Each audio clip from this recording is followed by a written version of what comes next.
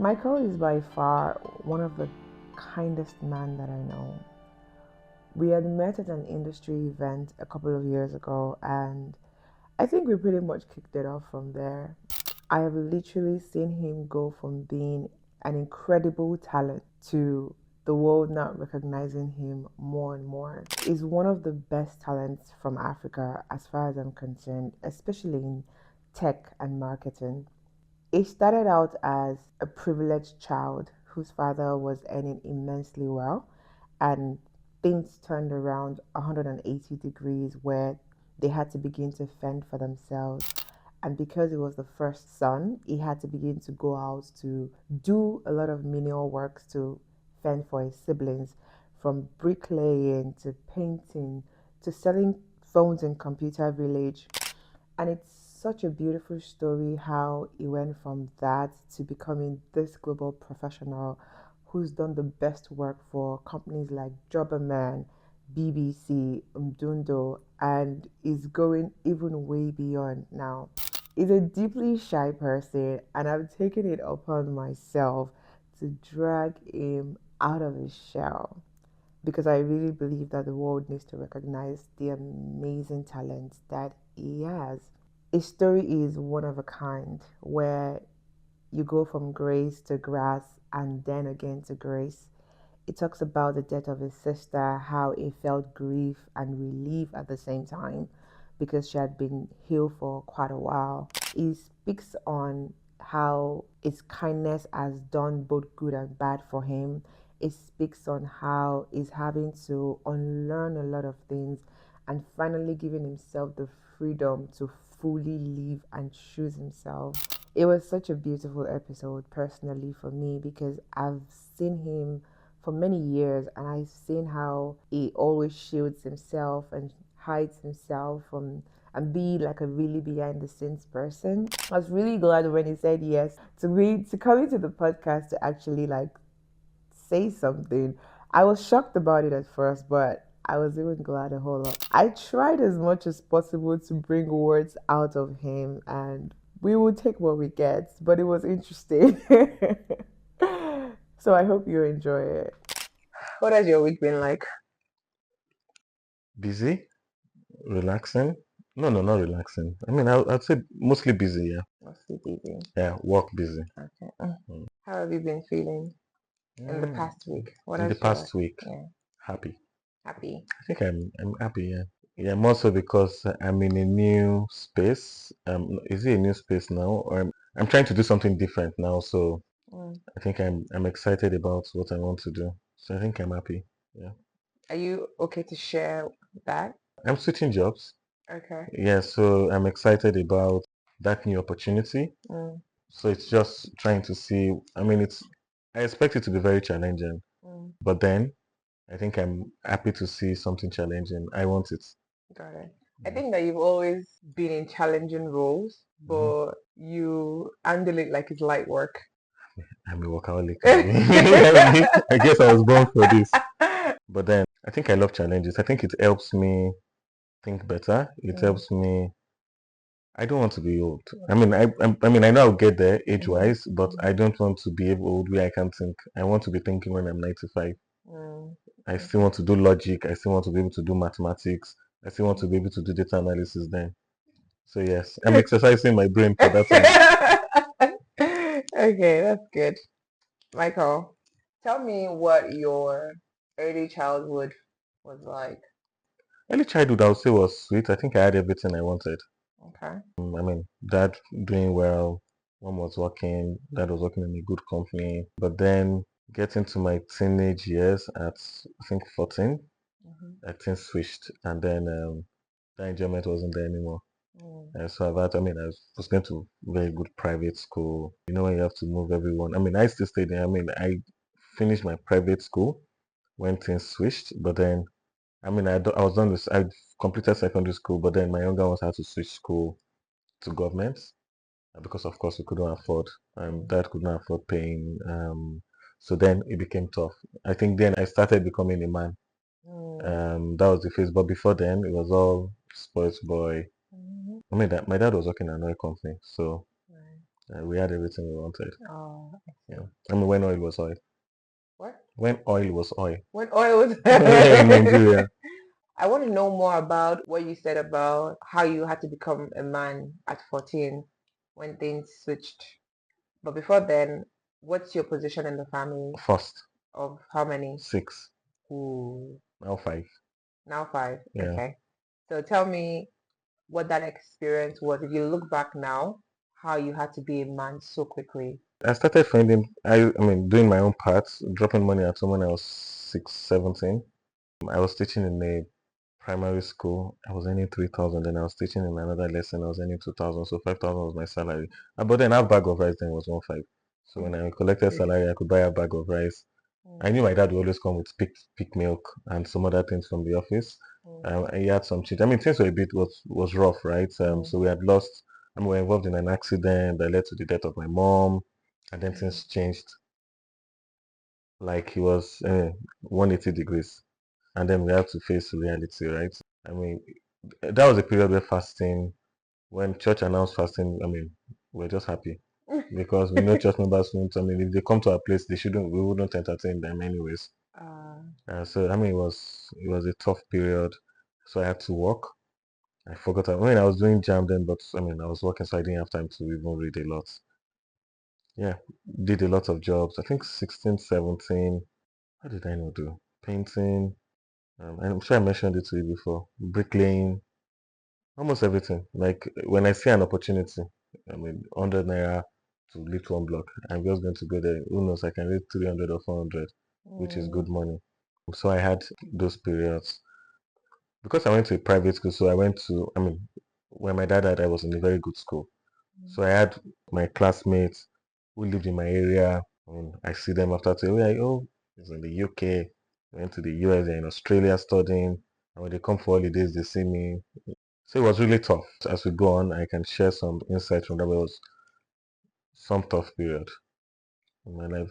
I mean, tough, but I got used to it at some point. mm. That was before I moved even when I moved to Lagos, yeah, it Where was were tough. you? When worry, Worry. yeah. Okay. What did it feel like when your classmates who you were in private school with came from different parts of the world and saw you doing this menial jobs? How did it make you feel at the time? They never really caught me. They never really saw me. I mean, I made sure, but it was a case where I mean, they didn't really associate. So it's not like any of them would just come associate with me like Mm, that's Michael.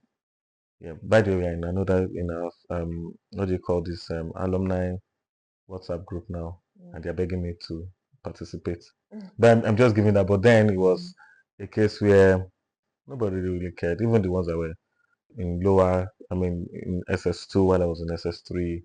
Yeah, yeah. And then I think I also got myself busy with a church in my area, so I didn't really have time for. I was just doing church very close to my house. I was so involved in it, and then going back home and then working. Yeah. Tell me about the death of your mom and how it has shaped you then Uh, and now. I think she had a major impact in my life. I think one of the reasons why I don't drink is because of her. Mm, What I mean, the upbringing. I mean, not like I'm not saying drinking is bad, but I mean, we used to attend the Apostolic Church, so she's brought up in that deeper life, the Apostolic. We don't drink. I mean, I don't think she knew. I mean, to why it was a sin. I think my upbringing made me, even though it had, I mean, the advantages has been, I was careful in making certain decisions because I don't want to make mistakes. I mean, you don't want to make mistakes when my mom was, especially doing something bad, mm, right? On the negative side, it didn't really help my risk management because then I couldn't take a lot of risk. I mm, had that fear of, okay, things will go wrong. So there's that positive side to it and there's a negative side to it. mm, So either way, both impacted me. So I couldn't make some decisions. But I think the major one I would say is I couldn't do bad things. Like when I mean bad things is, and it's not smoking, it's not drinking, it's peer pressure. Like I mean, during those crazy times, I had my neighbor who is late now. Who would, I mean, he had the Walkman. Walkman used to trend. I mean, was the not before this man. mm, He had He comes to this Walkman. He comes to this FM radio, mm. and then I always wanted it. I mean, headphones. I'm like, oh my god, So cool. so cool. And then he tried becoming very close to me, but I was a bit cautious, right? And then I heard one day, oh, he was shot by the police because they went to rob somewhere. So I mean, okay, it was in some form of gang. Mm. And then I think what held me in trying to expose myself to people was that upbringing. I think that really shaped me. And then of course, church, being a church boy and all, and the God factor was all because of my mom. Ah, no, she was a church person, and she really. I mean, I've always been going to church since day one, so it's not. Yeah, it's compulsory, and she put me in several departments. I was involved. I feel Mm, like that thing about what you said about how you're very careful in friendships. mm. I think that you still have that. I do. Cause I'm Extreme. still shocked how we became friends. Cause I literally see you how you always shield yourself from just talking to just anybody. Yeah. How you're like, and it's not like you're a snob. It's not that Mm, you're a snob. You're not even anything close to a snob, but you're always just very much shieldy mm. from people I think it's better now, and it's because I've been traveling a a lot. lot of late. So I mean, different cultures, Hmm. and that's what traveling does. So exposure, you Hmm. just know, okay, I mean, this life is not that serious. Like talk to people.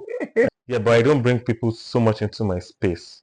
Just the external bits. I mean, Mm, now we can hang out, we just talk, okay, this mm, is this, and then yeah, I think I have is it acquaintance mostly rather than very close friends. I think I just have very few.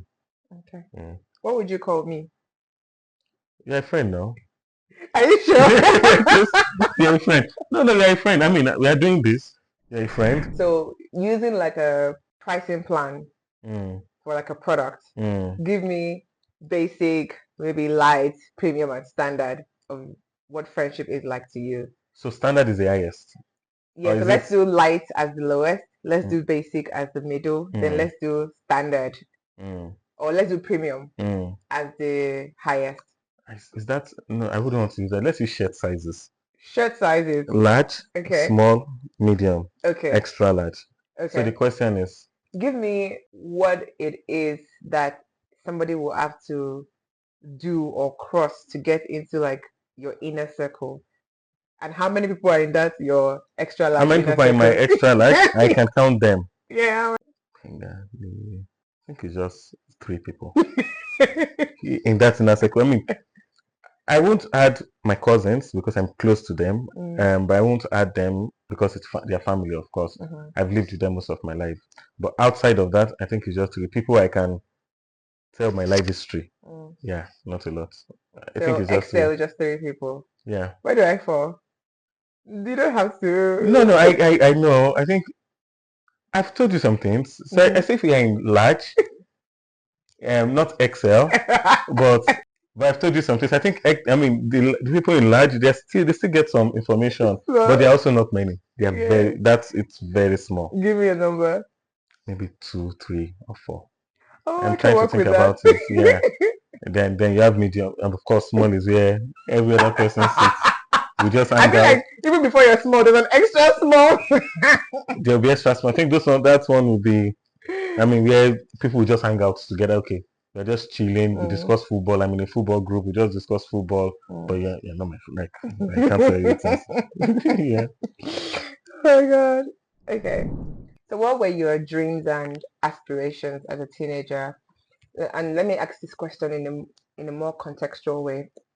You are one of the most successful professionals Mm, in, I don't know, as far as I'm concerned, mm, Africa, mm, and you're doing immensely well. mm. In your teenage years where you were doing your bricklaying, doing your painting jobs and everything just to survive, did you at any point see this season of your life No, happening? Mm, no, I didn't. I didn't. I did not. So I would. There were things I did. I mean, I had. It's kind of mixed because I mean I really loved airplanes. mm, I mean, growing up, I wanted to be a pilot. mm, I thought about it. So I would go to the airport when I mean, there's this airstrip in Warri. I would just go with public transport just to see planes landing and flying. mm, That was all. I just go there, just see it, and it's. I mean, when they block because then the airport was by the road, so sometimes when we were driving, they had to stop the vehicles, and it's not a train, but the mm, airstrip was just close to the road, and mm, because the jet is landing, everyone had to stop. Like you can't move while the plane was landing. Right. So they just know the plane is coming. It stops. That period used to be the exciting, like the fact that we've stopped. Mm, And then I'm just looking at the plane from distance coming to land. The reason I said it is I've always seen people in it. mm, I'm just wondering, okay, maybe I'll be there someday, but I've never really, it wasn't something I was aiming for. I mean, mm, for me, I didn't see it because for me, it's, how do I even get there in the first place? mm. Your current circumstances Yeah, it's, made you myopic as to what? yeah, myopic. I Mm, mean, yeah, I knew God yeah. would get me somewhere. I mean, I believed in that, but I mean, in my head, I just think, okay, God will help me. Mm, But I've never really seen, it's not like I saw myself in that position. I mean, I could dream, I can be a very, is it visionary? No, I could imagine a lot of things. Like, I just have some imagination, okay, I'll be here. I don't know if I would call those dreams, but it's not what I step out every day thinking, I'm going here. mm, For me, it was just about the now. mm, Sorting, I mean, the situation was, you just have to sort the now. I mean, people have not eaten. You just mm, need to sort the now. And landlord is asking for rent.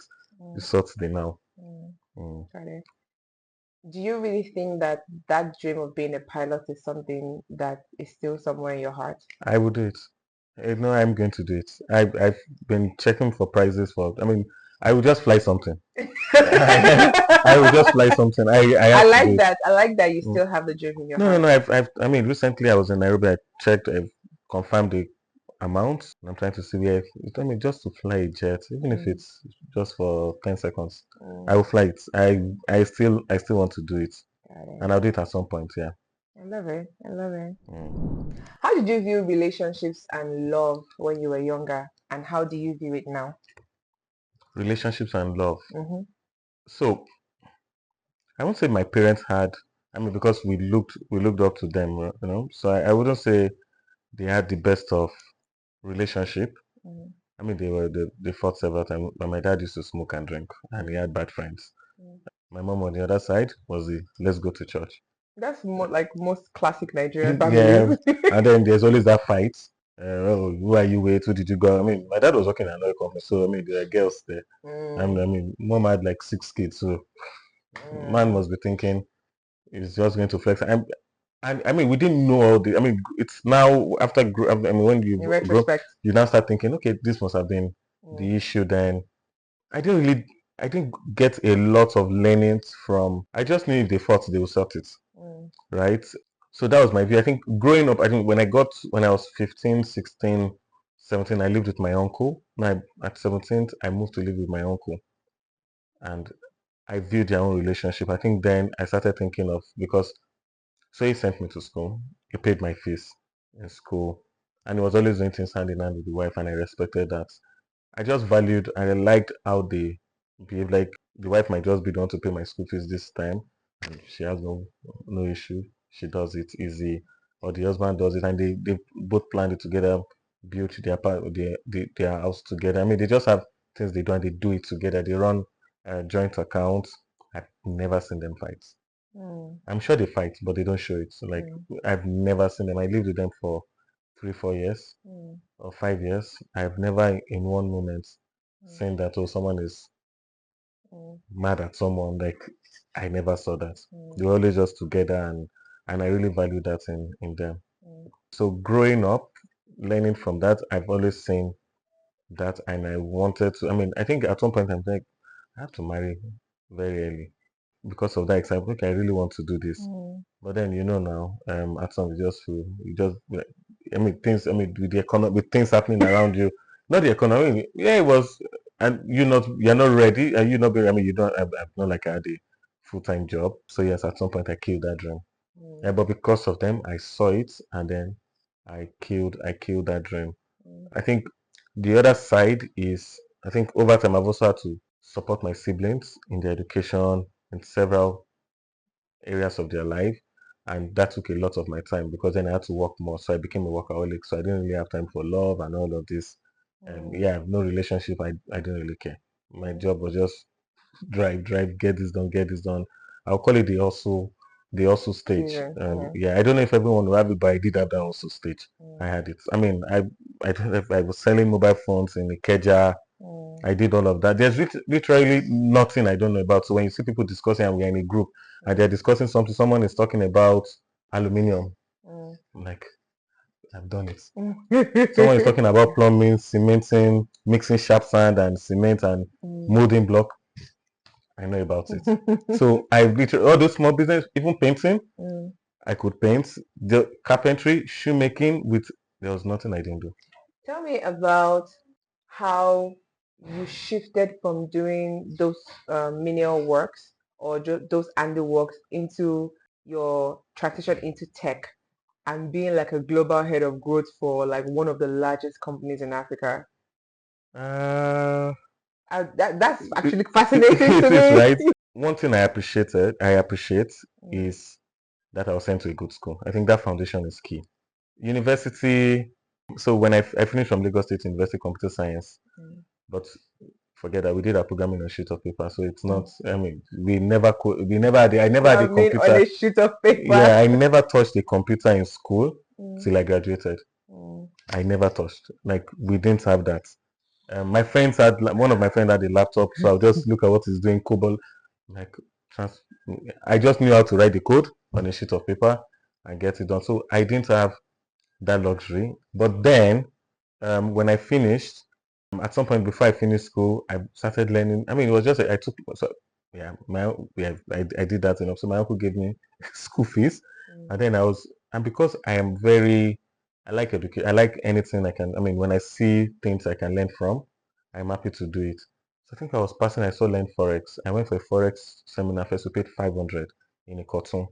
I went to learn. The guy did not even show us any laptop or any chat. He was just explaining. I mean, a lot of us then 500. 500 was big money then. It took from all of us. Then I saw another man, seller computers in Ejibo. He had a store, also forex trading. I just branched. I look at my school fees, 40,200. I don't 75 to learn. And I would say that period, things started changing a bit. Not because I now traded forex and I became very good at it. I mean, it was later I started making money from forex at some point. But that time, even what it taught me didn't make sense. But it gave me I now had a relationship with the man because I paid. So every time I go to his place, this man was into Alibaba business. He would bring camera pen, I mean webcam pen that had flash drives. And I would go and resell. So I would go to his office and then I started opening my eyes to some IT things, not from him, but I just started. I mean, I got interested. I mean, I was so happy. I mean, within that space, I started picking some few things of development, and then I'll go to my neighbor's house to use Microsoft front page just to and his business center. So when there's no one, I'll quickly sit on the system. I'll start doing home button. I'll just try a few things, Corel Draw. I started learning one or two things. I then met a friend in church, Sheon.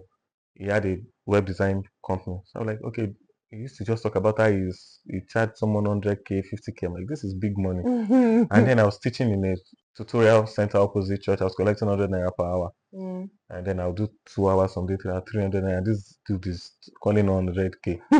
I'm like, Sharon, you know what? I need to come to if it's for free. I'll just come, just teach me. So I started disturbing him, and then I started going to the office in Beda. I'll just try some things, and then I mean, he was paying me 10K. Then at some point, we'll do some business. We'll collect 70K. I'll put in my pocket. Our first branch, Sweet Sensation. I remember that when I collect my branch, not tight first. So look for Sweet Sensation. Eat, relax. Then now think of what next to do with the remaining money. But then I remember very well my first job, full-time job was in Jobberman. So we just used to do everything. Even Shane we register for several Oracle events, Google event. It has nothing to do with what we were doing. But it's free. We register 4 points. Oriental. So I was just going to those places and I began to open my mind. And there I think I was in one of the events when Jobberman called me. I didn't even know I applied. I think I remembered how I applied. And so I'd applied for 3 jobs. It was Jobberman, it was I've forgotten the name of the other company. One big classified Vimo, not Vimo, but I've forgotten the name. They had like a search engine. You could look for tax people to do things for you. Yeah. I've forgotten. It was big then. Yeah, I kind of remember. Yeah, but they closed. They closed. It was owned by one Indian. The It Indian was company, Indian yeah. I company. remember. Yeah, so I went there. I remember I didn't even like the way they spoke to me, interview. I'm like, see They had this. the office in Costain, around Costain, that yeah, it Costain was side. Costain side, Yeah, yeah. yeah. I see because they partnered with my company, Jobberman, at some point.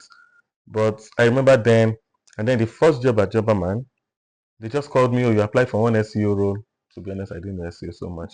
I just, I didn't know so much. But Yeah. when they called me, what I knew was theoretical, was what I had read, Got it. not what I had really done. I had never really done it for any website. Mm-hmm. And then I went for the interview, said SEO manager.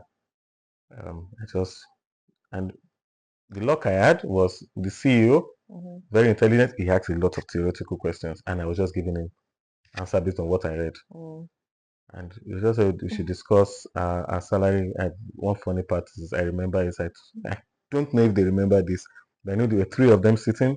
They were all co-founders Mm. and the HR, but I didn't know they were co-founders. They all looked young because I wasn't used to young people owning Owning company. a I mean, I company. thought they were just boys. So when they asked Staff. me what I wanted, I said I can't discuss it with them. I still don't know. I said they should just take me to that. I need to discuss with their boss, not them. I It's don't. the audacity for me. For something you didn't know practically. And then they did. I think they smiled or they chuckled. I don't know if they remember this, but I remember saying that clearly. And the HR person just looked at me and she removed her face. And then because I was like, all these small boys, and then I think when I got the job, I mean they mailed me. Okay, I don't know if it was the audacity or if it was what I said, but I knew It's they gave me the definitely the job. audacity. And then they asked me to go see the CEO. The CEO wants to see me only for me to open the door. And I'm, is this the boy that you see? And then he smiled. And then they told me what to do. And luckily enough, the target for 3 months, for the first 3 months, we did it in a month. I was reading. I knew I didn't have a choice like this. I just reading and looking for. I've been there before. I was reading. I knew nothing, and it got to a point 2 3 years after. I became the best. I mean, not that I'm proud of. I mean, I'm not being proud, but I think in Africa, I was sure I was in top 10 SEO people in Nigeria. I love In it. Africa. I could tell because I knew everything about SEO, Yeah. and we delivered Not a lot of results. people know anything about SEO. Yeah, and we had results. Yeah. Like the results just jumped from 0.1 Mm. to 0.100. Like it was massive. So then I got an interview with. It was called Kemo. Yeah. Kemo. I remember the HR lady. Hey, she chased me. What was her name again? Yeah, maybe I don't mention her name. But she was the sister to a popular celeb. That's why I remember her very well. And after the interview, I met with the MD. He's the MD of it was the MD of Jimmy at some point. Massimiliano, very sharp, intelligent guy. And then they said I will get the job. And then I looked at my salary. It was double. But the job man was 80K. So then when I joined, so I took 150. Me, Michael, 150K. I was so happy, but I didn't want to work with him. I didn't care. It wasn't about the money. I think in Jobberman, I was learning more. And I was young. I was under pressure. A random, any other person would just go for the 150. Yeah. Like it's double. I know. But I told them, I said, I don't have, it's to whom I have. They said they don't care. Like, do I want the confirmation now? They'll give me that they don't really care. I'm like, this is coming very easy. But in me, I wasn't feeling the environment. There was something about it I wasn't feeling. So I went back to Jobberman and I told my HR. I didn't tell her at first. I told someone else. I think she heard, and then she asked me. I just need this Monday morning. They were all in the office. I think she had a conversation with the CEO and some of they just and after it was late, so I was in the office because it was in Lekki, so we came back to coming back would take we had to leave the office late because of traffic. I was living in the Iju and I was working in Lekki.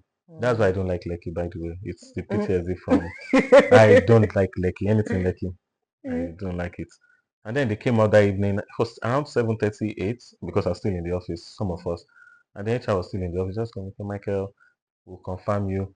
Give me confirmation letter, give me a commendation letter. And then that was how and when they confirmed me, I just said, okay, I'm not going to. I just told the Chemo people 0. Did they increase your salary? No.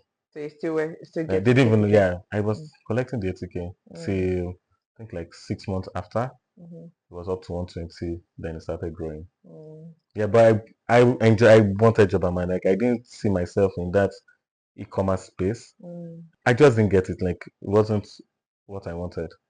I like that you followed your heart, and Mm, it's a very dicey thing when there is something dangling in front of you, mm, when you have something that doesn't make as much sense. Like the world cannot understand it, but my mm, heart says this is it. mm. And that happens to me a lot. Like I know we've had this conversation where everybody's like, it doesn't make sense. I'm like, I know what my heart is telling me, Yeah. and I will stick with what my heart is telling Mm, me, even though it doesn't make sense to people on the outside. And this is how many years later you have literally. Do you think that if you had gone to chemo, the trajectory of your career would have been as maybe not as maybe smooth, but as the I way that don't it has think gone? so. I don't think so because I still interviewed with Jimmy after that. I think I interviewed like 2, 3 times, Mm, different roles with them, mm, like in different years. I never really, not because it's just not the space for me. mm, I didn't think it was a place I wanted to work. Yeah, and yeah, this is a company where they had I think the guy is Italian. I'm the mhm, CEO, the MD, and we spoke. He even remembered me when I did another interview like 2, 3 years after. mm, No, like 3 years after. He mm, saw me and said, "Oh, he remembers me that the SO guy that did take the." I'm like, "Oh, really?" mhm, Then we spoke again, and then I didn't yeah, it didn't make sense. I mean, I didn't think it worked for me, so it was mm. a case of okay, this is not my thing. Got I would it. rather focus on What what I you? really. I'm Jobberman. I think the Jobberman factor Mm, shaped me. mm, I'm still in touch with the CEO, the former co-founders. mm, It shaped me. The reason is I did almost everything, mm. and I just loved it. Like Yeah. I was just so happy within that space, and the fact that I had results quick, like what do I want to go and do?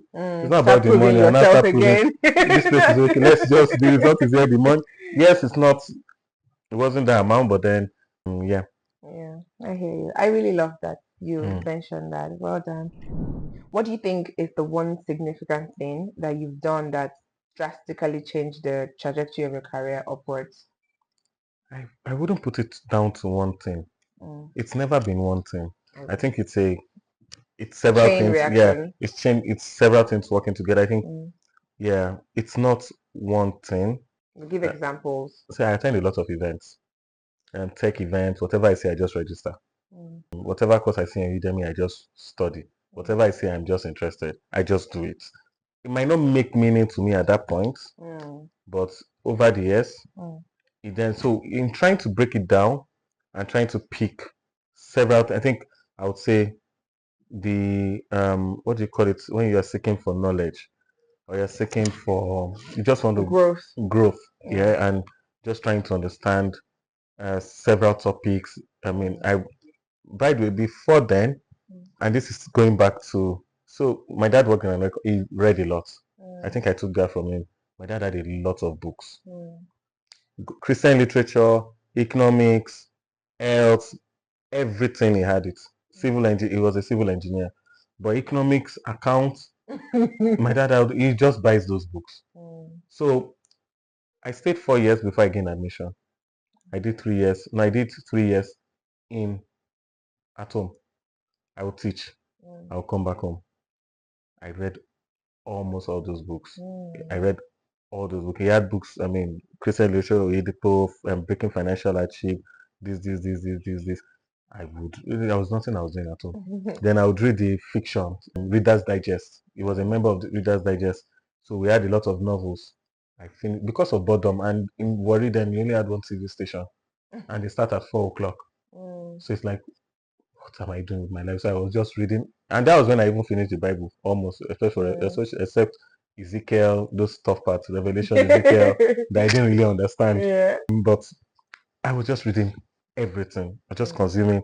I'm sure if there are some crazy books that would turn my head upside down, I would have read them. mm. So, but luckily enough, he had some good books, business books, and then I think gradually those they helped me Shift your and shift mindset. my shift and maybe not not the mindset, but it was just stored somewhere in my brain. And then when you ask me questions, I just somehow when I answer, I'm wondering where did I learn it from? I can't Mm, remember. But then it's just those information. I'm sure it's just storing Yeah, somewhere, and then when I somewhere need it, it just comes up. it starts popping I out. remember that when I used to live in Maryland, there used to be a guy that sells books, and I would every week, I'll buy a new book. And at some point, it was like, "You've not bought books in like a month," and I was Mm, like, "All the books I've read, I've not done anything with them." mm, And I remember him telling me like, not because he wants to sell. Like that day, he gave me a free book. It was like not because he wants to sell, but it was like one day it will make sense to yeah. you, Mm, everything you've taken in. And this just really like yeah. joggled my memory because that day, because I remember I took a book that he gave me for free, and I'm like, how did you give me the book for free? Because it was like you're one of my favorite. You're very young, but you're always buying books and you're Mm, always reading. mm, And I was in that place where I didn't even know what I was doing in my life. And I was just upset and I didn't want to buy any book anymore. And it was like, no, when the time is right, mm. everything will come Come together together and yeah, and make sense to you. So now that I think about it, I'm like, thank you to that yeah, guy. yeah. And when you talk, I also remembered, and I reached out to him. I looked for his information. He's a guy. He's based in Lagos, but I've not had time to meet him. I think that guy also key to that change. I think just God brought him Mm, for me. So I used to attend this tutorial center. I had a friend called a neighbor and a friend, so we go together. I didn't know I was good in maths. mm, Not until I'd graduated from school. No, I was in SS3. mm, That was when I knew I was good in maths. mm, I never knew till SS3. Like I would struggle. Maths was just an average student mm, until a guy called Goodluck, mm, tutorial teacher, opened my mind. Physics and maths. mm. I did A1 in math, like in physics. Me, how, how? Like it wasn't. I mean, I was. I mean, I didn't like chemistry and biology from day one. I never liked laboratory, Mm, anything, cut rats, cut cockroach. I'm not interested. mm, Or pipette. As I was always putting that in my mouth, acid base. I never liked it. But you see, the maths and mathematics, this mm, guy opened my mind completely. mm, And then I became so good mm, in maths. Like even you know when I was writing NECO and WAEC, I was sitting on my I didn't even bother about because then we want to be he's sitting close to me. mm, But they put us based on our seat number. So in my the fear when you sit with someone, you're like, "Hey, I hope this person knows so and this or even will mm. this person even show me. My own maths and physics, I didn't really care. I just sat down. I still remember that moment and I asked people questions, so they've shown I mean I've met him, I spoke to him on LinkedIn. Mm, We're supposed to meet sometime, but we've not. But I still owe him that because I think there are some humans that might not know, but they kind of impact you in some way. And I mm, think what that guy did was he improved my brain, the way I think about mm, things and I receive things. Yeah. mm. That's amazing. That's Yeah, so amazing. I was also when he said things that changed, I think he's also Yeah. a part. He played a major role. So, if you could advise your younger self then who was uncertain but had ambitions, what would you say to him? Dream big Mm, and go for it. I mean take risk. I mean, there are lots of things I would have done if I took risk. I appreciate where I am, but I also feel I would have done better if I took certain risk. I think that risk factor, mm. yeah, I didn't have that. I mean, I wasn't trained to take risk. But then, yeah, But are you taking your risks now? yes, I'm taking certain risk now. I Mm, mean, it's not. It's. I wish I could do those earlier, mm. but yes, I'm taking What is the thing that changed that thing for you where you went from someone who doesn't take risks to beginning to take risks? What's that? What changed?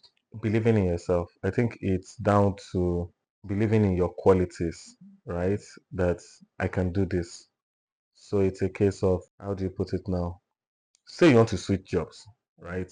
You can be very comfortable in a certain space, but then you know where you're going to. Maybe there are certain things you're not sure, but then you plan it well to see what the advantages are, the disadvantages, and then if you think it's more, and then you're like, yeah, maybe it's because I'm also single, so I can take more. I mean, because if you're married with kids, that risk, I mean, you need an understanding wife, yeah. a family before, but then it might just be good to be single and do all the take all the risk you have to take now because there'll be a point where you really Mm, can't take them and you need to anymore. sort things out. Yeah. Yeah. Yeah. Going to being single and being married, how are you enjoying your singlehood now, and how are you maximizing it before you then have to go into marriage and then begin the duty of marriage? Mm, was it you? I was telling. I said I'm enjoying my life now, Yeah, it was me. right? I think I'm at the point where I'm also thinking of marriage, but then I'm like, just enjoy this.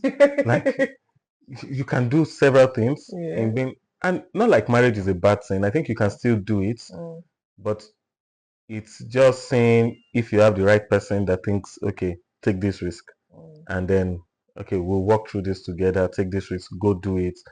Yeah, I think I'd most likely marry someone like myself. We are just risk takers. We just take mm, risk and mm, get things done. mm, I would say for now, I think I'm liking the space I am in or I'm at. But then I think if you get the right person, it will help, right? Yeah. So it's not a case of getting married and then everything drops. I mm. think yeah. Yeah, I like that. To write on what you said, you told me a couple of days ago, you're like, I'm in the happiest season of my life. Yeah. Can you expatiate why that is and what is like just give, because for me when you said that, I was just so happy that, and you didn't just say it and just drop it, but you had a big smile on your face. And I've known you for more than 5 years now. I don't think that You I've see, seen that smile. smile. Like Yeah. you always smile, Mm, but you said that with so much conviction. Tell mm. me about that. Because I think now it's. I know people say, "Oh, you've done this, you've achieved this," but I don't think I've proven myself yet.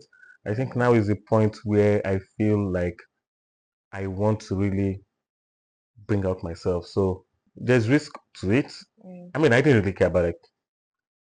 I'll just go for it. mm, And I'm at that stage where I feel I'm entering a new level mhm, or a new space where things will happen so fast. Like it's just going to come with speed.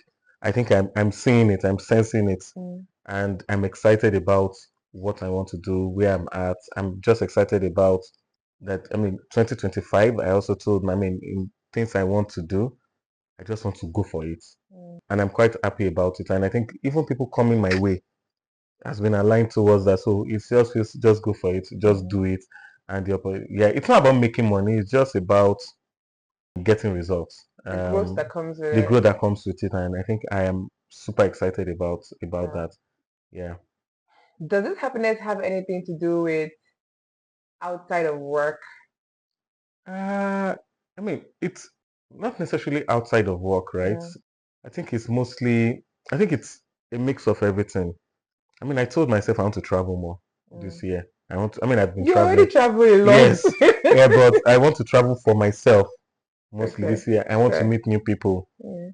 He told me about a conference. I was just excited. I'm like, let's get it done. Let's We're get it done. going Like, to Qatar. I just want to meet people. I want to switch up. I want to meet new. Like, for me, it was just a case of trying New things. new things, traveling more. I told you I want to dance salsa. I want to. I mean, I learned. I started. I just want to do something. I just want my life to be unique. Like, I want to enjoy my life. Sign up for a golf call. I mean, golf to a golf club. Hmm. I've been thinking about all of this. Yeah, and gradually I'll get to do all of them. I think that your happiness comes from within because you're finally giving yourself the permission to live fully. Yeah, that's the word. So it's me giving myself, like, you know what, leave. Yeah. I know. I just wanted to make sure that you knew that was what it was, because I'm like, it can't possibly be only work. That's the No. smile you had and the conviction you had was not a, oh, I have this new role that is global and this Mm. and that. The smile and conviction you have was, I know that smile. You have something that shifted inside of you. Yeah, yeah, there's been, Something yeah. that shifted inside of you, and I love it for you because Mm, I know how much you have, for lack of better word, played small. mm, Like you are too talented, too kind, too. You're one of the kindest man that I know. mm. You're one of the. I don't know, should I cry?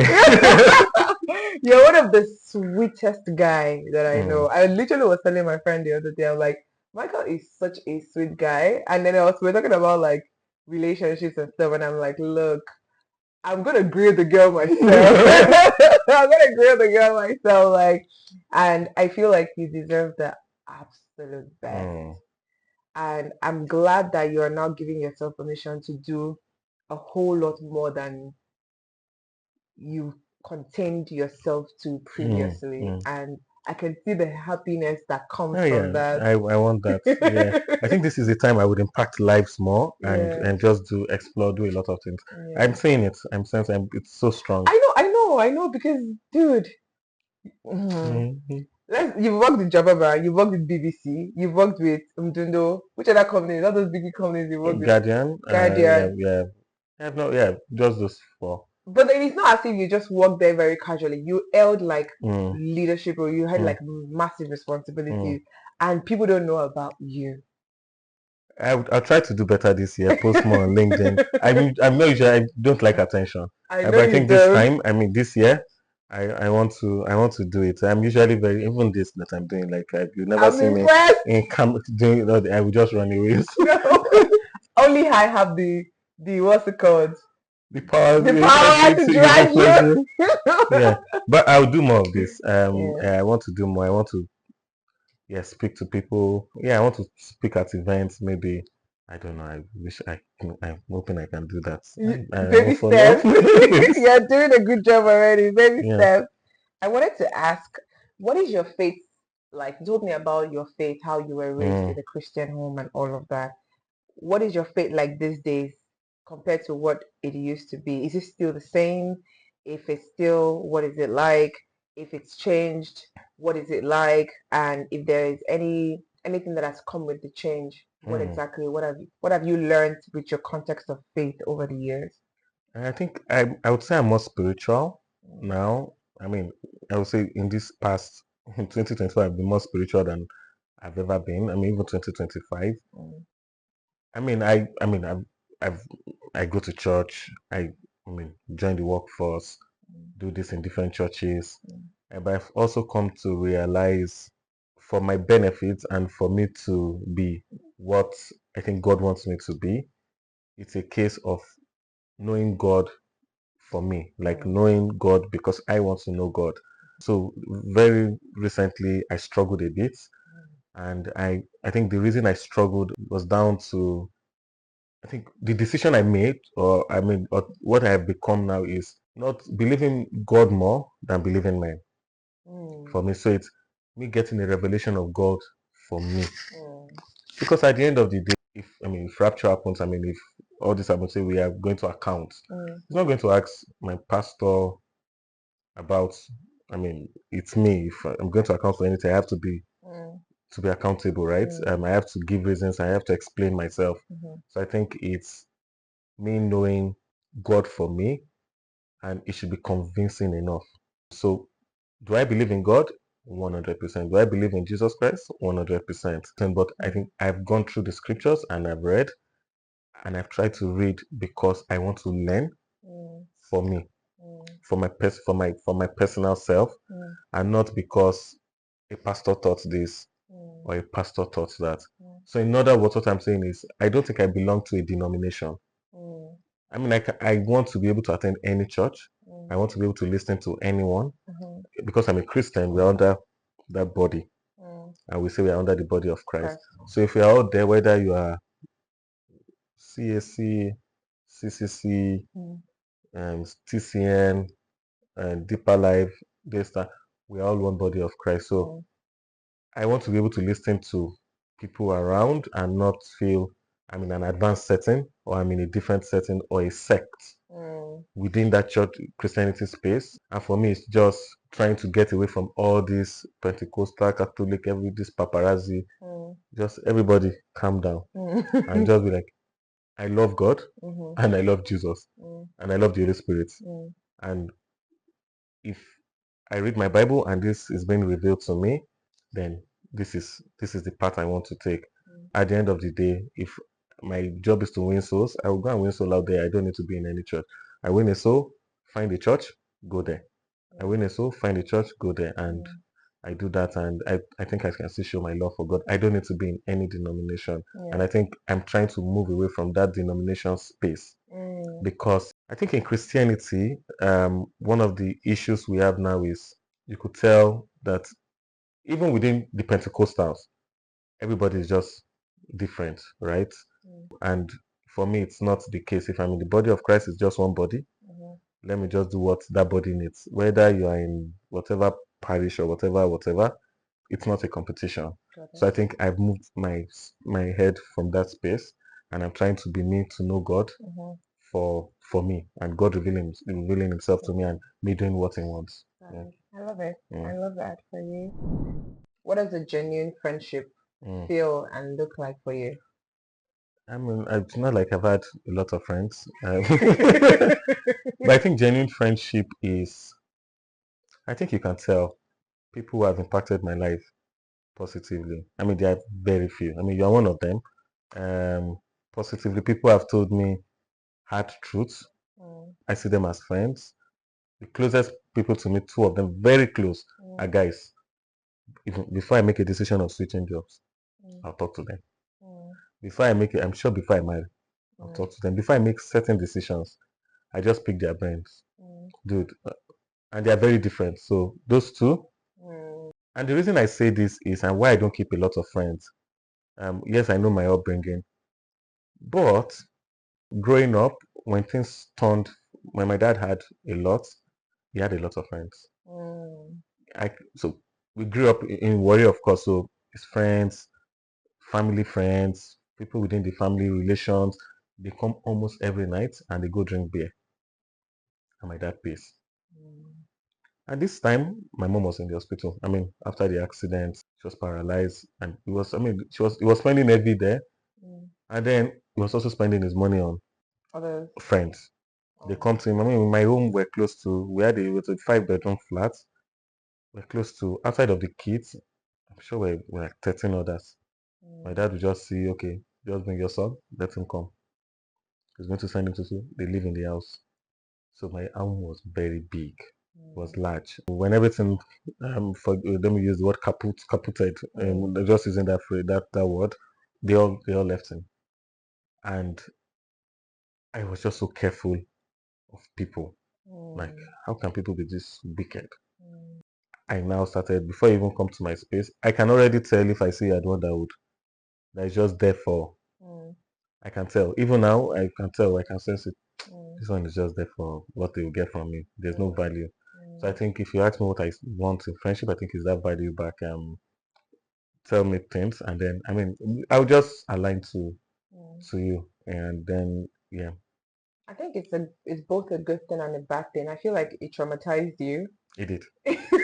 I'm so sorry about that. I feel like it traumatized you, but it's also the good that it also gave is being discerning when it Mm, comes to having people as friends. yeah, Yeah, and I think it's both a good and a bad thing. yeah. I mean, I have friends when we go out, they drink alcohol. Like, Mm, dude, let's go out. I mean, they drink, but I will just make sure in that space we're having an important conversation. mm, I mean, not like they drink alcohol, they're bad. No, mm, I think yeah, growing up, I just thought anyone who drank alcohol yeah, was that kind of person. yeah. Like, was just wasting And you away. had to unlearn that. I had to unlearn that and just understand alcohol is not. I mean, it's alcohol. Like Yeah. it's only how you behave. I mean, how it impacts and affects you. Mm. And then we just go out. So I mix. I have friends in different. I mean, we go out. They do drinks. I mean, I'll just do my apple juice. But I mean, sometimes I taste the red wine. Yeah. If there is. But then it's a case of me within that setting. We just discuss something. I just make sure we come up with so that time is not wasted, and we are Mm, not. Even if you are talking about girls, mm. you should learn something from it. Maybe You talk about girls. yes, we do. No, I mean you. I talk about girls. Yeah, with guys. Yes. Oh, Yeah, okay. when we talk about girls. So this lady, and then we learn one or two things, and yeah. Okay, so you talk to learn. Because I've never seen you as someone who just randomly talks about women. No, I talk about women. I talk You about do. almost everything. Yeah, football, women, everything. Even alcohol, we talk. You've been lying to me, this is our friendship. Okay, so what is the most courageous thing that you can say that you've done? And I think that I've been able to get an answer, but I would like to hear from you The most courageous. that most people don't really ascribe as courage. So for instance, the conversation about chemo, I think that was such a Yeah, courageous yeah. thing. I've never really thought about it as being courageous, Yeah, but because it is. it Yeah, is courageous. It is it is. very courageous. Yeah. Then also, I think resigning from my first job when I had no job. was Mm. courageous. I don't know if it was courageous or stupid. Um, but I think I was also in that way where I was tired. Yeah. And I needed. For somebody who easily resigns from a job without having another job, I would tell you it's very courageous. Yeah, I don't know about any other person what they would say, but I would say it's very yeah. courageous. Then I think the other courageous one was when I resigned from the BBC to Mdundo. To Mm, be honest, I didn't know what. So when I was vexed, when someone annoys me in the office because I mm, was working with different teams, when these teams get me pissed, I mm. just go on LinkedIn, I just do easy apply. For me, that was therapy. That's hilarious. Yeah, and then they'll call me for it, I'm like, I'm not interested. When your head has come down. But when I'm pissed, I just go, "Hmm, apply, easy apply, pack, pack, pack, pack, pack, pack." So that was how I'm doing the happen. uh, So I had applied, mm, and then they emailed me. What company in Kenya emailed me? mm, Initially, I'm like, I'm not interested in this. mm. Even my CEO till today says it says he's still not sure how Michael applied because the role was not for Nigeria. They were not even thinking of recruiting in Nigeria. He was not there. I Mm, was the first Nigeria full-time staff.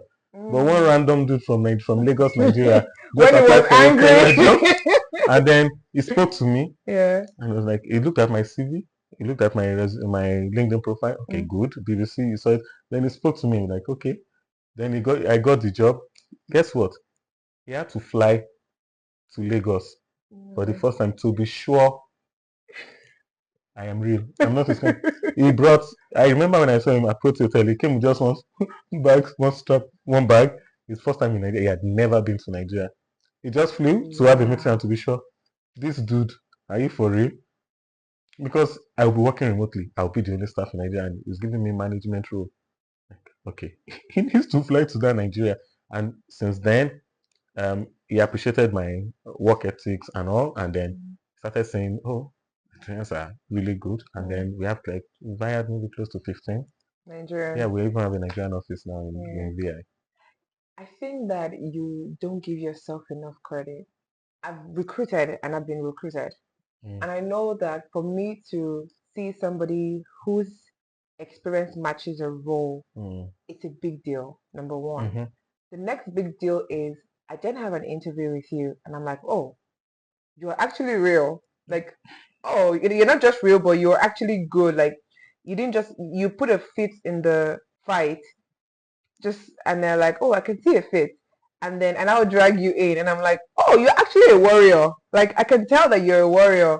And then he flew all the way to a country he's never been just No. to confirm that you're a real person and you're really good at what you're saying you're going to do. Yeah, You don't give yourself enough credit, if Michael. you to okay, okay, you are real. Okay, this dude is real. Because you've worked with them for over like 4 years. 4 years, yeah, yeah. Yeah, and also, I mean, we're also in charge of the users. I mean, we've grown significantly. Good. Yeah, we're happy about. I mean, yeah, Increase the volume of your no, voice. yeah, yeah. Increase the I mean, volume of my your colleagues voice. have always told me, Michael, go and post. So when we, I don't know if you've seen me. I don't know if you've been following my link. Very lately, I've just been posting some user numbers. They fought me. Go and post. Tell them how you just post on LinkedIn, or even if you Big don't, just deal. repost someone's post. Yeah. Yeah, and say something. But then I'll just hide. But yeah, I mean, but I Ah, had very good teammates. yeah. Yeah, Is there a time that you've had to forgive someone for your sanity? for my sanity, maybe Mm. not, but I think I've just forgiven. Like, yeah, I think you're an easygoing yeah, I've person. had Like people who have done crazy stuff. I don't know. I don't know if it's a gift from God. Like, that literally that's what you're listening like, to. what's the point? Like, why would I don't want stress because thinking about it. I mean, I think when I was younger, I mean, I've kept my list with people. Mm, I mean, with someone. I mean, when I was way younger, but I was, what do I know then? But I mm. think when I became a man, I mean, when I was 17, 18, I'd already become a man by yeah, then. I'm like, Mm, what's the point? Even mm, when people tell me this person is evil, they did this to him, they're the cause of the accident. Hi, mm. people, good day, ma. Don't eat their food. I'm not going to eat, but I'll just greet you. How are you, ma? So And these are the people that you were told that they were the ones that caused your mom's accident. that was, I mean, because, I mean, Mm. spiritual Yeah. conversation. I mean, say, oh, this is, I'm from Edo State, so all those things, they fly. Mm. But I think it was just, I don't know if it's a gift, but I never really took it so serious. And Mm. even when my cousins would be like, don't let this person call you. Don't let, Are you related? just let it go. Yeah. I mean, I know people have done evil and forgiveness is not easy, Mm. right? So that's why I feel for me, it just happens and I just, let it go and I know. we'll see, we'll see. Yeah, I don't know. Someone has not shot me. I mean, even if they do, I think I'll just forgive if I'm alive. I'm just God like, forbid "Hey, God someone should forbid. kill you. Someone should do." Why is that even a conversation? Okay. So I know you're a son. I know I mean, what? you're a son to your father. Yeah, yeah. You are the first child who still like, Mm. black tax here and there and everything. So two questions. What is your black tax experience? How have you managed or curtailed it? So it's two things. I'm a beneficiary of black tax. Mm.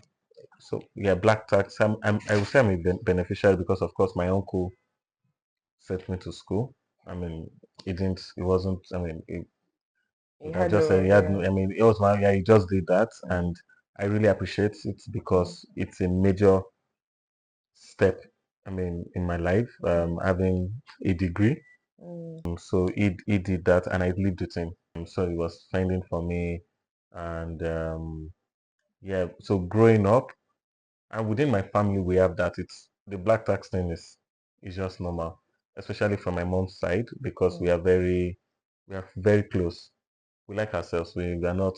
Mm. It's not a very. It's not a family. I mean, several things happen and everybody fights. So from that side, we are there for each other. And I think it just by default, and my dad too, he was doing a lot of that. I saw him taking care of people, paying school fees, and feeding even fathers with kids and family in Lagos will come and live in Warri with him Mm. and was feeding them. So I saw that. So I think for me, it was just normal. It was just like this is what should happen. You're Mm. supposed to take care of people. Mm. And so I grew up that way. I saw that. I lived with cousins, uncles, aunties, nephews, even people that are not related, even people that will just come to worry, okay, my son is this, come and live in the house. I grew up that way. So I Mm. think for me, it wasn't in doing it. I mean, I just knew when I lost my mom and things was tough for my dad. I knew the responsibility was on me as the firstborn when I had the resources to take care of my siblings. Got Yeah. it. Got it. Mm. We were talking about your sister passing Mm. a couple of when I think last year. And my sister passing last Yeah, year. last year, and there was the fact that you had two feelings, two opposing feelings, Mm. which is you have grief, but you also had relief. Yeah. Tell me about that. She was ill for a long time. Mm. I didn't even think she knew she was in this world anymore. Mm. It got to that point. We knew she was. We Mm. were trying to find solutions, but it's not like, I mean, there's so much we can do. Mm. And for us, it was a case. For me, it was a case of okay. When she left, there was that relief, and it's not relief around finance. It's the relief of worry. Mm. You get a call almost every week. Something has happened, Mm. and then you're in Lagos. She's not in Lagos. I mean, you have people taking care of her. I mean, I wouldn't. I'm not there. Like, it's not like she lives with me. In Mm. a state, she couldn't have lived with me. Mm. So she had to live with some other family. She lived at home Mm. with Family people are members. family members that also stayed at home. And of course, it's not, she can't, it's not, you don't bring her to Lagos because Lagos is too crazy. It's crazy. I Yeah. mean, it's just too much for her. Lagos is a crazy So place. for me, it was a case of that worry that I have to worry every time. It had nothing to, I mean, I had finance to sort things. Like if there was Mm. an emergency, they needed something, I think I could sort it. It Mm. was available. Mm. So it wasn't about finance. I mean, if finance could have solved the problem, trust me, I would have done it to solve everything. Mm. But it was a case of we had to manage the situation. Mm. And so when she died, in fact, it started because she was brain dead. Mm. So, I mean, we're just waiting for the final call. We all knew. And we all just calm. And when it happened, I mean, not a lot of people knew I had a sister who was sick. Like, I didn't mention it at all. Yeah, it was wasn't literally for, when she passed that you yeah, literally told me yeah, my immediate elder sister passed and yeah, she's been sick all yeah. along. I'm like, She's had AML from birth, so it's not. Yeah, oh, so I mean, yeah, we attended secondary school together. I mean, primary school together, and I remember they just coming from my class, your sister, your sister, your sister, and mm, I'll rush. So I had mm, those moments. Then we're in the same secondary school, your sister, your sister, your sister. So I've always been there when things mm, like that happen with my siblings. I mean, mm, the other ones, they've also been very strong. mm, When she passed, it was a case of she had to go. I mean, I still see, I don't know, yeah, I had a photo sometime. I just had to delete it because she was the total opposite of herself in that photo. Like, she was gone when she was mm, going. And then when she died, it was just a case of she should rest. mm. We also worry less as a family. And because I mean, you just get calls after 2 weeks. Then you start Mm, calling. Then I mean, I'm in a meeting. Then I can't think anymore. mm, Yeah, because my siblings are very they are kids. I mean, they have a special place. mm. I mean, yeah, I'm sure they will tell you I'm their dad. So yeah, before they make decisions, Mm, they have to tell me all of mm, them. Like and they respect me so mm, much. So when she left, it was a case of okay, she should rest. She needs it, and also for us, it's a case of we also be a bit relieved, and we are sad it happened. But then it's like you said, it's mixed yeah, both it's ways. two It's opposing a case truths. of are you praying for her to get rest or Mm, is she suffering? Like it's mm, better she stops suffering. mm. And then yeah. I really like that, and I like that you're able to explain it that two opposing things can be true. Like, Yeah. in as much as you and your family are grieving, you're also relieved, and people can struggle with that to Mm, say I should not feel this way. I should not feel relief. And I'm like, no, you're human. Like, your emotions do not lie to you. mm. It's okay to feel these two opposing things. When you've done it for years, you feel relieved. Mm, It's not like someone was sick for 3 months. I mm, mean, this is years. mm, Like you feel yeah, relieved. yeah, Um, yeah. because in your head you are thinking, how do you manage this in the next 5 years if there's no solution? How do you manage this in the next 10 years? How do you do it when your your wife is in the labor room and then you're hearing this? How do you manage both? Mm, What do you do in such situations? Yeah. So those are the things I've always thought about. How do you manage it? Our younger sisters are one of our younger sisters is married. I mean, our younger sister, two of them married. And then I'm thinking, would this one leave her kids because there's an emergency? In mm, my head, all those things play. mm. Yeah. Yes, I'm so sorry to hear that. No worries. Yeah. So in all of this, where you're the son to your father, the father to your siblings, and all of the things you do, who are you to you? Just becoming me to me. I think it's always been about others. I mean, yes, I've played a major role. I mean, for myself in it too. Mm-hmm. But I think now it's now bringing everything out to. That's why I said I'm enjoying my life. Like I just want to be me. Now I don't want. We say jokingly, anything that will stress me, don't come near. Like I don't even want stress. I want to enjoy this life God has given me. I want to enjoy it and enjoy it. As far as I'm not committing sin, not being with you, Mm. you can go. If you are bringing any stress, don't stress me. Let me enjoy my life. I love it. Yeah. I love it. What are the vulnerabilities that you have as a man that you think society does not allow? But as a man, Mm. can you give examples? I think one of the vulnerabilities is the fact that men are not allowed to show their true emotions. I think I show emotion. Do I? Michael, if I'm going to ask somebody one question, the answer, I have to ask you that question 5 different ways before you give me the real answer. So I'm a difficult book to open. I I don't think mean, no, not, you're not difficult because you function from a place of your heart, not mm, from your mind a mm, lot of the time. So it's not as difficult. mm. But especially when I have to ask you, how are you, Michael? Are you sure you're good? I'm like, I'm okay. Yeah, yeah, no, do you know what that is? Okay, I have to grill you to say, no, what's been happening with you? How's your Yeah, heart yeah, doing yes, lately? And yeah, all yeah, of that. yeah. Those type of I things. think I had the same when was telling my team members today. So they asked me to get my CEO say, okay, do I have anything to say? Like, I'm not used to all this speech, like this announcement. Like, I'm leaving, and these are people that are already emotional. I said, I'm leaving. I mean, I knew this. I'm leaving. It's been great working with all of you, but guys, this is tough for me today. I don't know how to explain it. See, those type of things. Vulnerabilities. I think that one would be that society does not allow. Mm, I don't know if society does not. I mean, society might allow it, but I think one of the vulnerabilities that I have as a man, I'm being taken advantage of. I mean, when people take advantage of me, Mm, I think I'm prone to that. I've mm, recently just learned to just say no. mm, It used to be tough for me, really, and because I'm thinking, this like, do I let this person go? Like, are you bad? Are you evil? But I think mm, sometimes you just have to. You can't fix the world, mm, right? I mean, you can't fix it alone.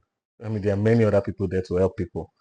So it's a case of if you're coming to me and I can help, but if it's going to make me make decisions that affects me negatively, mm, then no, like whether it's taking my time or resource, or the question I also ask is, are you really worth it? mm, If I did this for you, are you going to be a better person for yourself, or it's just something you get in the moment? mm. And I let it go. So I think I want to be a bit selfish and say no, because I know I get a lot of people take advantage of me. No, I it's so easy. know. It's so easy to get me. I It's so know. easy.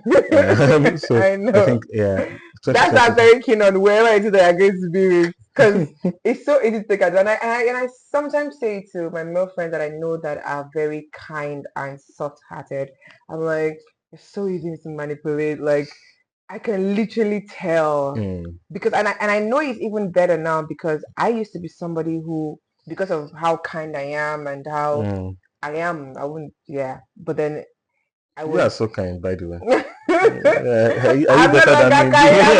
I'm no longer kind. They press my face on the street. And then I'm like, it's actually now that Mm, I probably wouldn't have said this to you like a year ago, but now that I've seen how people have manipulated my kindness, my heart, and how I just want good for mm, everyone, and it's being taken for granted or taken advantage of. It's now why I'm just like, yeah, I know what you mean. mm. And I know that you would worry about it because you're also very much a kind person. Yeah, I worry about it now. So Mm. now I'm looking at, yeah, I don't care what you think. I mean, I do it and sometimes I'm like, should I call this person back? Mike, are you evil? Oh, I know what you mean. It's tough. It's tough. It's tough letting people just go with their problems, It's tough. especially when they've come to you for help, right? Mm, But I think it's wise to wait and mm. see. Long term. Yeah, so now if you come to me for help, I'm like, okay, I can do 5% of this, Mm, and that's all. mm, That's my capacity at the moment, mm. and let it Yeah. go. It's not even just regarding like helping people, like even friendships or even Yeah. like especially Hey, relationships. people take advantage of relationships. Your time, everything, Effort. your kindness. Oh, They're like, and because you spoil them with it, yeah, you've enabled you've them. enabled them, and then it has to be constant, and then you can't. Yeah. And I'm like, you should be able to. You should expect changes. When you change, oh, he's evil. And then Mm, you're mm, manipulating me, and then I'm mm, thinking, mm. am I that bad? Yeah, and then Yeah, they make you feel bad. That's what they call gaslighting. gaslighting, big time. I know. As a man, what would you choose? Respect or understanding from a woman? Which would you prefer? To be respected or to be understood? Are they not the same? I think I mean, understanding me Mm, is you respect you are very respectful. I think mm, in trying to understand someone, it's you respect the person so much too. I think for me is, I mean, I'm not a bully, mm, so I think if I were to pick one, I would, of course, move towards understanding. But I also think I mean, if it's respect is vice versa, it's both ways. I mean, you should respect the woman, and mm, she should respect you. You should mm, understand. how she feels. I mean, mood changes. And I think it takes a level of maturity for you to understand that and see when to play, how to play the game well. I don't know if it was you I was having that conversation with where I was talking about when people change, you just have to adapt and understand that they've changed, whether you're a man or a woman. But most of the time, I think women change more because of their body formation or hormones. That okay, this is driving this. You need to understand at that moment that even if she's giving you some form of reaction, you just need to understand that that's the moment. Like just yeah, I was talking to you about someone that when she starts shouting, because I'm watching. When you are done, are you good? But because I just all those things you are brought is hormones. Yeah, that's the way I see it. But yeah, but if there are things you cannot take, then you shouldn't be friends. You shouldn't have a relationship. If you think you can't cope with such, then there's no point being friends or being in a relationship with the person. I feel like people that are this whole kindness, trying to make sure like everyone is good, not because like for people please, because I don't know how to people please, but I'm kind. There is that part where people expect you to constantly put yourself on a line to make them feel Better. and I say this because there are a lot of people out there who are kind as well and they don't know the balance. That they keep, negotiating with themselves. Like you said now, even when you put a boundary in place, you're still questioning yourself, like, was I too harsh? Was I too trust me? I've had to do that a lot. Now I'm learning that if I say no, because before if I say no to someone, I would need to do a lot of explanation. Now it's a struggle for me to just say no and full stop. If you see no and full stop for me, I'm still in a place where I have a lot to explain to you even further, but I'm just like, no, Tokwe, build the muscle of not explaining your reasons for saying no.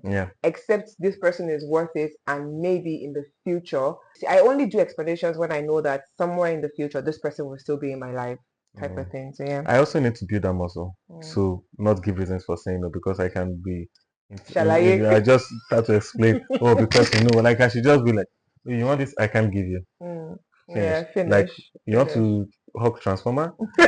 I hope I can be that brutal, but then I can be that brutal. I don't think you can. Oh my god. Okay. Tell me about a time that you've dealt with maybe shame and failure as a man, and how did you navigate it? The problem with this question for me now is I might not see it as shame. Oh, I might not see those things because I mean I've done. I mean, like shame is already your best friend. At that point, I'm like, so like. Oh, I see. So what else could be possibly shameful? Because I've gone through a lot, but then it's maybe failure. Failure. I think work. Maybe work. And I think yes, several aspects. I think one other aspect of my life that I failed is maybe in terms of saving or investing. So one of the things I've now done to navigate that is, like I said, I prioritize myself, so I pay for a course. I will learn. I believe if I've invested myself, it's more than money in the bank. I need myself to make more money. The bank money would finish at some point if I don't add to it. Yeah. So it's me now using that and then making things better. I think in terms of failure too, I'm trying to remember. It's just if I see them as failure, like I just see them and just bounce and look for something.